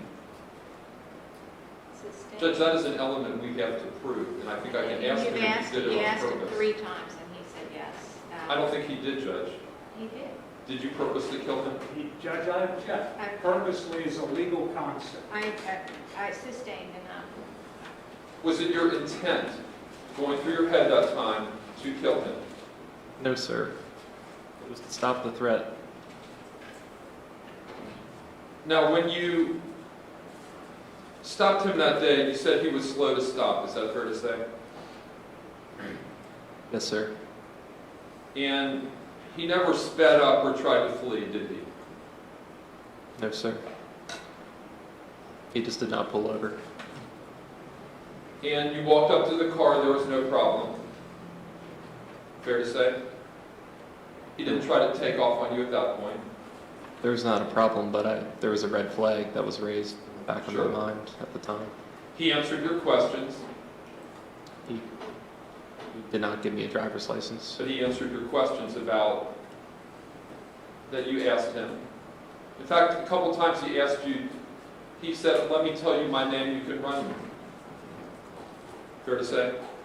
Sir, again, the way he was acting after handing me a bottle labeled gin, claiming it was air freshener, being slow to stop initially, and how evasive he was acting, I didn't want to just take his name and turn my back and just leave him be and just walk back to my police car. Well, nobody said that you would have turned your back. I didn't want to leave him sitting in his car, and while I was sitting in my car trying to check his name. I think you forgot my question. My question was, 2 different times did he offer to give you his name? Yeah, I believe so, yes. And you didn't take that opportunity to say, "Sure, what's your name?" No, sir. Again, the way he was acting, I wanted to focus on him and detain him first, and then we can figure out everything else after that. Sure. And then, would you say that you and your fellow officers back each other up a lot, Officer Tensing? For all types of calls? It looked like on the calls that we saw earlier that day, there was a lot, you went to back up somebody, they went to back up you. There was a lot of, you guys back each other up a lot. Fair to say? You do, but you don't always back another officer up. Sometimes they'll do a traffic stop and you won't go. But yes, we do back each other up. Because you told the jury this was a dangerous area, and there have been shootings, and then there was all kind of stuff that was in your head when you got to that street. Yes, sir. But you never once waited for backup, did you, Officer Tennessee? To initiate the traffic stop? Well, you initiated the traffic stop, Mr. DuBose stopped, you're in your car, he's fully stopped. Why not wait for somebody else to get there to help you if you had this fear of that area? In my conversation with Mr. DuBose, we had hit a stalling point. I had asked him for his license And I'm sorry to five or interrupt, six times. And I'm not interrupting the answer. I think he misunderstood the question. What I'm saying is prior to getting out of the car. I'm trying to answer your question, sir. I said prior to getting out of the car, though. Prior to getting out of your car, to even approach the car. On every traffic stop, you don't just call for backup right away. I get that, but you're saying that it was a dangerous area. There have been shootings, there's gangs, there's all kinds of stuff. He went up to Phil Street where he wasn't supposed to. That was one of your options. He pulled over, you wait a minute or two, because you heard Officer Lindenschmidt and kids say that they radioed. I did not hear that, Is no. there a question in here somewhere? Yes, please ask the question, Mr. Did you hear them radio to you? No, sir. Are you disputing the fact that they did or did not? I'm not disputing that fact. I'm just saying if they said it over the radio that I did not hear them say that they were responding. Would you agree that officers wear that mic or whatever it's called, walkie-talkie, on their shoulder? Yes, sir. And that if they would have said that, you would have been able to hear it? Fair to say? No, it's not, because you don't always hear all the radio traffic coming over. There's a lot of officers talking a lot on the radio. We're all on the same channel. Sure.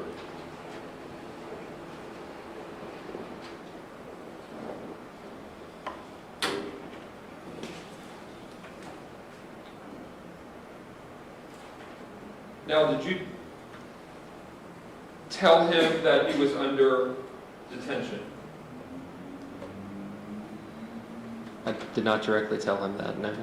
Because when you talked to the homicide detectives, when you were telling your story, you said, I advised him that I was going to detain him.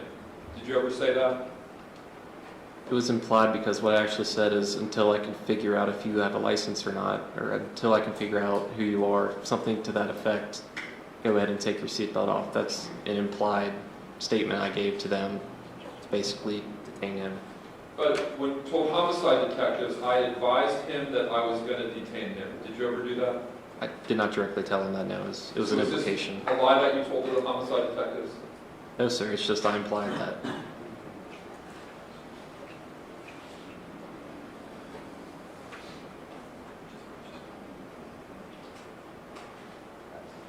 Would you agree that before you gave the statement to homicide, you watched the video? Yes, sir. And in the time period between when you killed Sam DuBose and your statement, did you speak to anybody about the case? Besides my lawyer and my parents, no. Nobody asked you what happened? No, not before talking to the detectives. So you're telling the jury in those 2 days, you never spoke to anybody about the case, your friends, your family? You said you talked to your family? I talked to my parents about, yes, I did. And no one asked you what happened, and you didn't tell anybody what happened? No, sir, besides the detectives. You put a blanket of silence over yourself? Is that what you're saying? Yes, sir. I mean, I told my parents they were well aware of the incident and what happened, and my dad went with me to the attorney's office to watch the body cam, so they were aware. And you realized the stakes were high as far as whether you'd be charged or not, fair to say? I didn't know at the time. Well, because part of your training, they talk about what happens in police-involved shootings, don't they? There's a process afterwards, isn't there? You mean an investigation? Yes. Yes, sir. And you knew that, didn't you, Mr. Tensing? Yes, sir. And nobody told you when you were getting interviewed how to answer the questions or what you could say to try to beat this case? No, sir. Would you say you thought about it a lot in those 2 days? That's all you could think about, right? I've thought about this every moment for the last 2 years. Okay. And you had a lot of time to decide what you were going to say to the investigators and to the jury. Fair to say? There has been a lot of time, yes. And you've replayed it in your own mind, haven't you? Millions of times. And you heard Sergeant Hines say that they don't show videos to witnesses and officers in officer-involved shootings because it impairs the credibility of their statement. Did you hear him say that? Yes, sir. And did it impair the credibility of your statement, Mr. Tensing? Before I talked to the detectives, I did not ask to see my body cam. My lawyer showed me the body cam video at the time. Did you hear my question? Did it impair the credibility of your statement by you watching that? Because you relied on your seeing the body cam to fill in the blanks, or was it all from your own memory? It was from my own memory. We didn't get a chance to break down the video. I just watched it full speed a handful of times before we went to the detectives. Okay.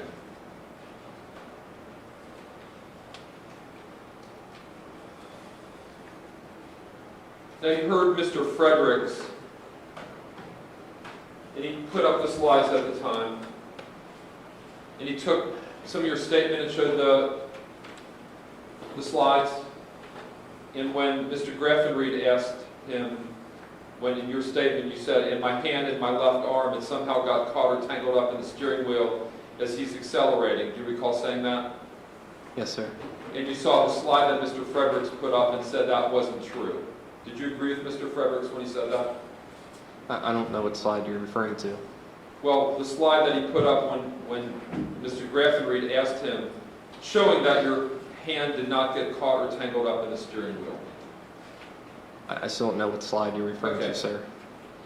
In the slide, he put up a series of slides, and I'm not going to put all those up. Sir. The statements that he made, that he said were absolutely not in the video or not in the frame by frame. I lost my balance and fell against his car on the left side of my body. He said that was false and not shown in the frame by frame or the video. Do you agree or disagree? I agree, but he also said there was 0.4 seconds where he can't account for anything. There he has no Okay. opinion of what was going on. You said I was hanging onto the side of his car and I was kind of facing backward. My body was facing his trunk. He said that was false. Do you agree or disagree with him? I disagree, and I mean no disrespect to Mr. Fredericks, but he was not there experiencing what I was going through. As he continued to accelerate, my arm was still stuck at this point. I could not free it. He said that was false also. Do you disagree? I don't disagree with that, but that was my perception and my belief, what was happening in those split seconds. Let's go back to that. You said perception. So are you saying you misperceived that, or that's actually what happened? Sir, I misperceived that my arm was stuck in the steering wheel. And only after being able to watch and study the body cam did I realize that I believe Mr. DuBose grabbed or pinned my left arm with his left hand against the steering wheel. Okay. So I pulled my gun out, and as I'm falling, I'm kind of below the plane of his window. He said that was false. Do you agree or disagree with him? I disagree. So the only shot I could see that I could take to stop the threat was a headshot. That's the only part of his body I could really see at that point and had a clear visual of. He said that. Do you think that's false as well? Sir, again, I mean no disrespect to Mr. Fredericks, but he watched the body cam video and analyzed the body cam. He was not in my head examining what my eyes were seeing and what I was feeling during those seconds. So you say that's false as well? I disagree with that. Okay. And he just continued to accelerate, and that's when I discharged one round. He said that was absolutely false. Do you disagree with him on that? Disagree. I could feel the car turning, moving into me, and accelerating.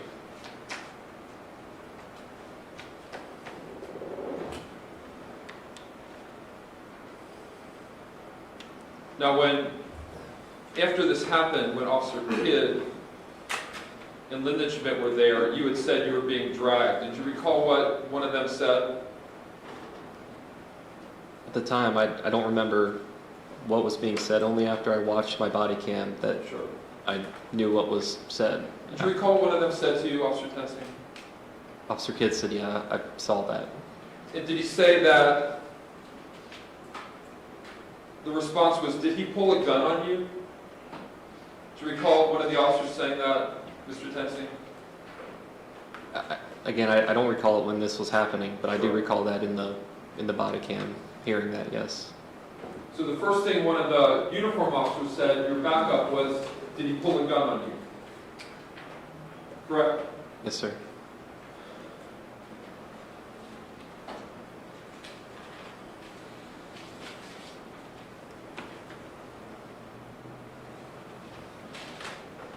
Now, you told the Cincinnati police that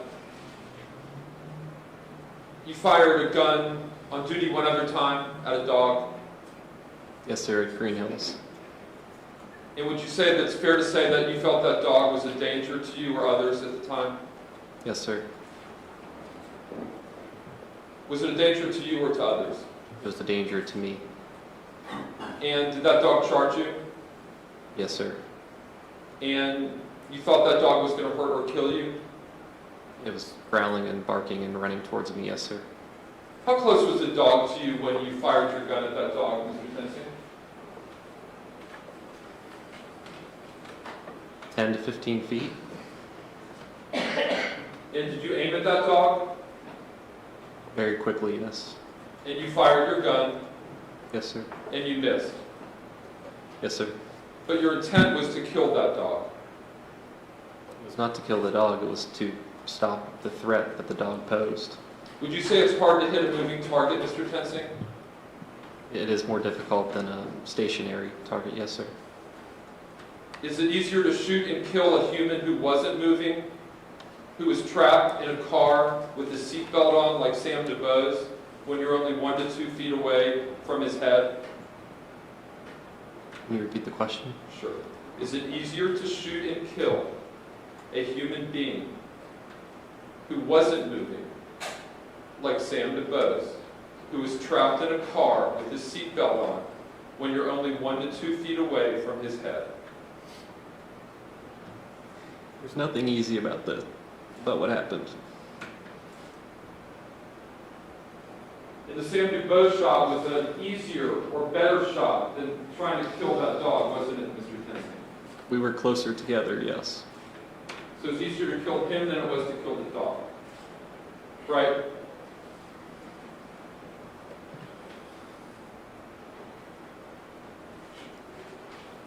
It was easier to stop the threat as we're closer. Now, you heard Mr. Matthews say that you acted, he insists of a lot of witnesses, that you acted instinctively. Did you say that? Yes, sir. And what does that mean when you act instinctively, Mr. Tennessee? That you act very, very quickly. Without thinking? Sometimes, yes. And you really don't think, when you act instinctively, you don't really think of the consequences. Would you agree? I would agree, yes. You just react without fully thinking something through. You know what the consequences can be. You do or you don't? You do during this action, but you know what the consequences can be. Okay.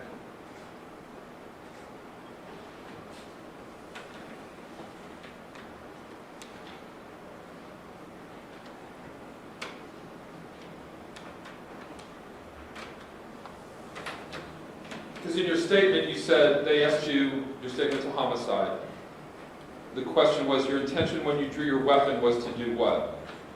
And your answer was, it was to stop the threat. I believed at that point, when I was getting dragged by his vehicle, that he was actively trying to kill me. Is that fair to say? Yes, sir. So the time that you drew your weapon, your intent was to shoot it at the threat. Is that what you're saying? Yes, sir. Okay. And the decision that was made to draw the weapon was way before the shot. Would you agree, Mr. Tennessee?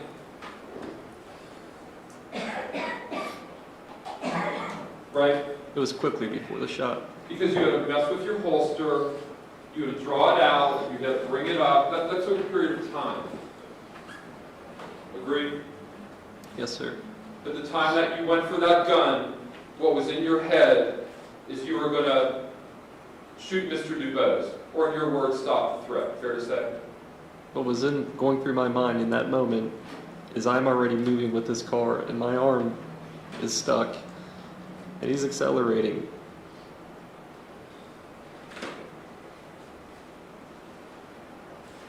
Now, you said you tried to reach around the steering wheel too. Your words, nobody told you to say this, were to knock the key out of the ignition. To take his key and pull it out of the But ignition. your words were knock the key out of the ignition, weren't they, Mr. Tennessee? Yes, sir. Well, tell me what it means to knock the key out of the ignition. How do you do that? You grab the key and turn it back to off and pull it out. But you never said that's what you were going to do. You said knock it out. I mean, nobody told you to say that word, knock it out. That's your word, isn't it? Yes, sir. Have you ever knocked a key out of an ignition? Yes, sir. What I meant by that is to grab the key quickly and pull it out of the ignition. Have you ever knocked a key out of the ignition? That's what I mean when I said that, sir. Because once a key is turned on, everybody knows the ignition's on the steering column, and you put it in, and then you've got to turn it. Yes, sir. So if you knock it, nothing's going to happen. Fair to say? Again, what I meant by saying that was to quickly grab the keys and turn it to the opposition and pull the keys out. But you never said that to anybody.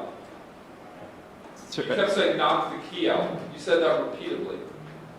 that's just the wording I used, sir, to describe what my intentions were. Would you say that you forgot your training at that point? My training had said if you're going to reach into a car, do it with your non-gun hand.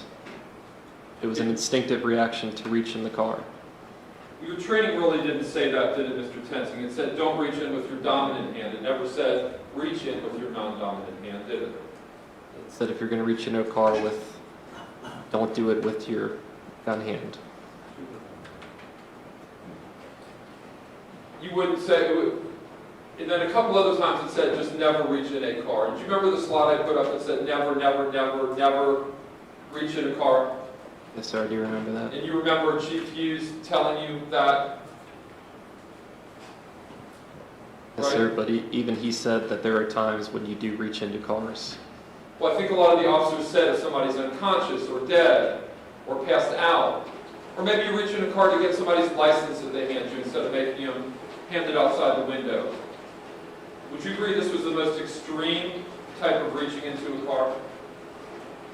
I don't agree that it was an extreme. You don't? No, sir. When I reached in to grab the keys, I did not expect Mr. DuBose to be that fast, put it in the drive and accelerate. I thought I could grab the keys and take them out, and it would be stopped right there before he went anywhere. Okay. So you remember, or you're telling the jury that you remembered a lot of your training, but you forgot just that one thing?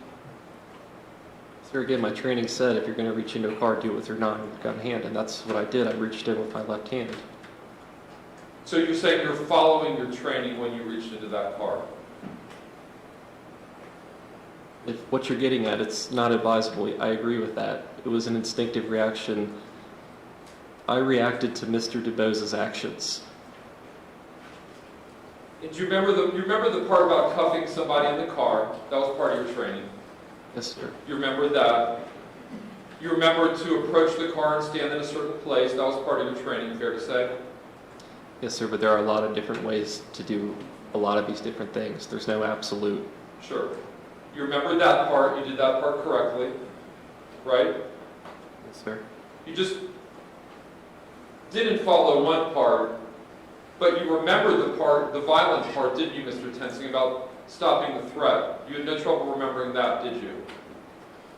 No, sir, that was in our training.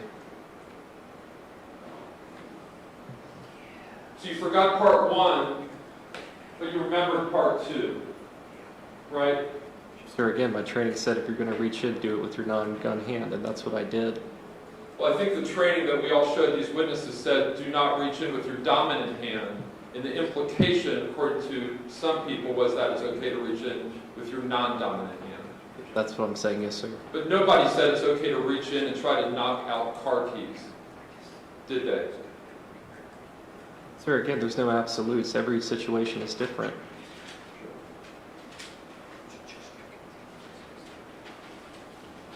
Now, you told the jury that you didn't know Sam DuBose was dead until you were at the hospital. Is that what you're saying?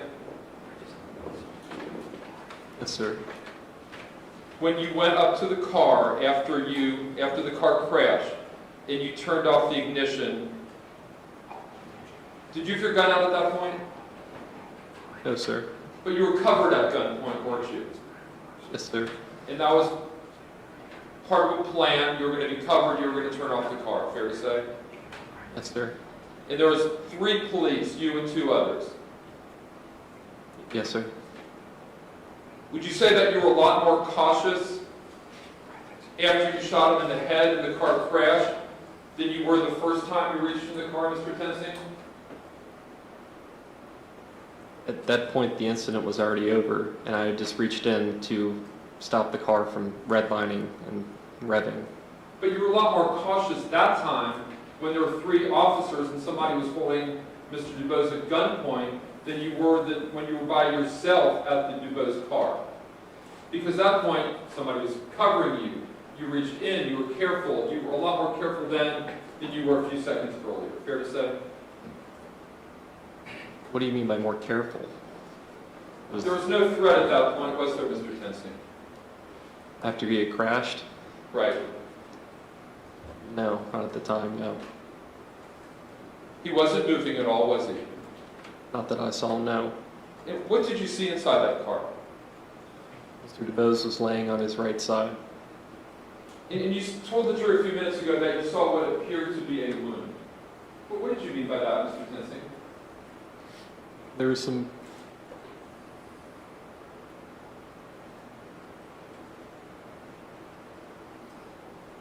There was some blood around his head area.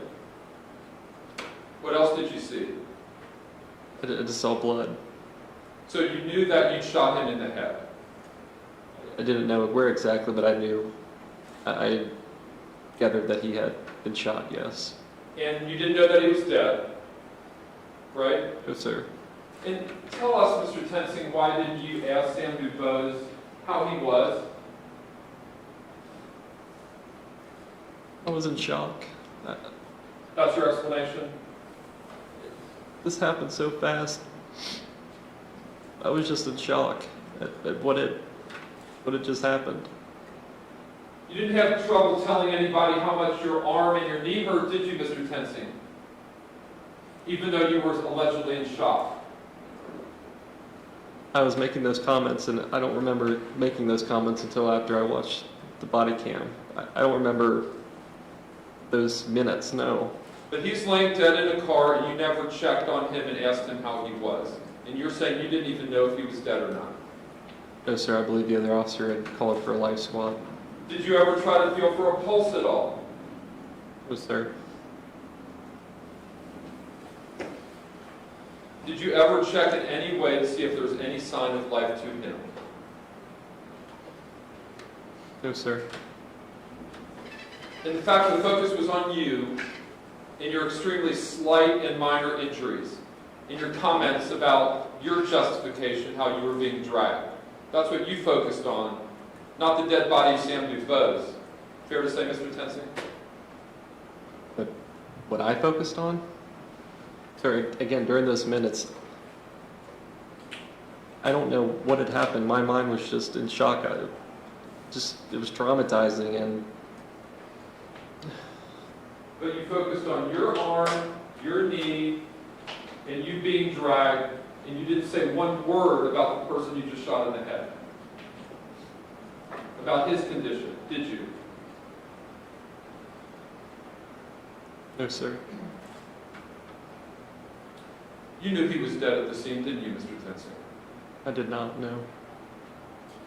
Now, these other stops you made, there were witnesses and compliance, fair to say? The other traffic stops? Yes, sir.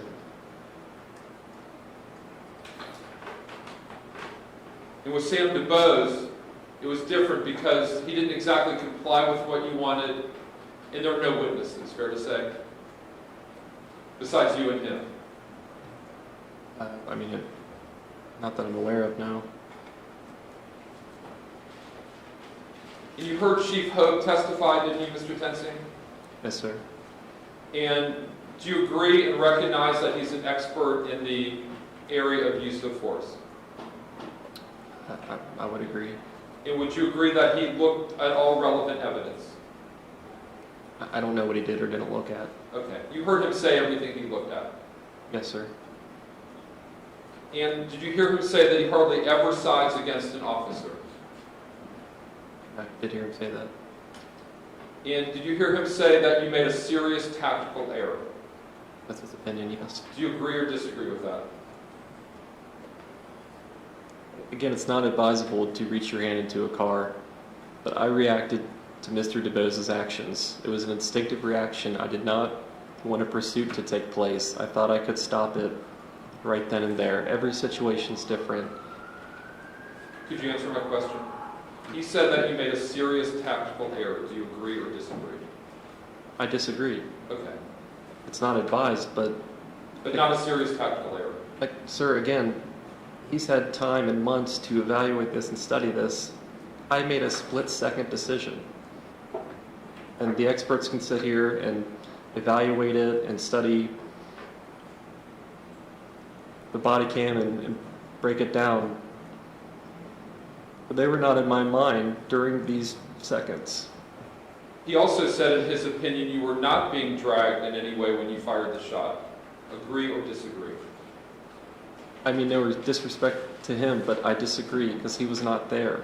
Okay.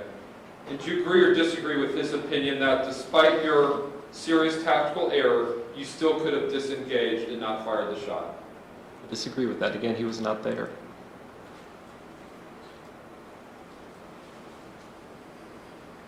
So you would agree that you went to your holster that day, right? During the incident? The incident. Yes, sir. You took all the steps necessary to remove your gun. Yes, sir. You pulled your gun. Yes, sir. You knew that it was loaded and one was in the chamber. Yes, sir. You knew that if you pulled the trigger, it would fire a bullet. Yes, sir. Your index finger went to the trigger, right? Yes, sir. You pulled the trigger and meant to do it. I meant to pull the trigger, yes. You purposely aimed for his head, Sam DuBose's head. That's the only thing that I could see at that moment. Your gun was between 1 and 2 feet away from his head. Fair to say? Yes, sir. And after all that, you're telling the jury, after all those purposeful acts that you did, that you didn't mean to kill him. I meant to stop the threat.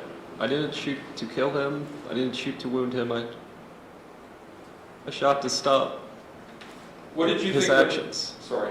What did you think would happen once you did all that? That he would just walk away? After After you shot him in the head, do you think he would just walk away? I never thought about that. That's all I have, Judge. Thank you. Mr. Matthews, redirect. No redirect. Okay. Anything else, Mr. Teeter? I No, guess Judge. not. Mr. Kenton, you may step down there, excuse at this time.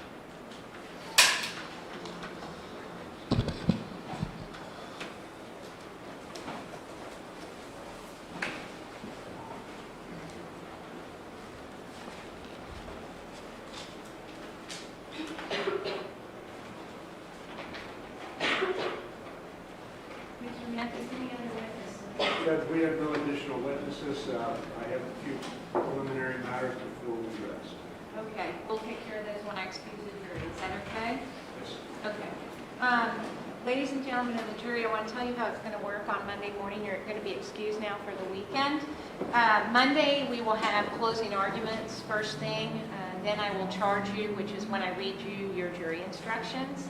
And then I will release you to deliberate. With any luck, you'll be able to do that by about lunchtime. We will bring in lunch for you, so you don't need to worry about that. I do ask that you bring an overnight bag with you. Please, to be on the safe side, bring 2 days worth of clothes, just in case. I do not know that you will need them, but I want you to be, better to be safe than sorry and to not have something you may need. Monday night, you will go directly from here to be sequestered. You will be sequestered, assuming you are not finished with deliberations by end of day on Monday. You will be sequestered for the night. You'll be brought back at 8:30 in the morning on Tuesday to begin deliberations again at that point, okay? So that's the course that we're going to take over the next, once you come back on Monday. I plan on Monday to hold you until about 4 o'clock. So if you're able to determine something by 4 o'clock, great. If not, we will send you to be sequestered at that time.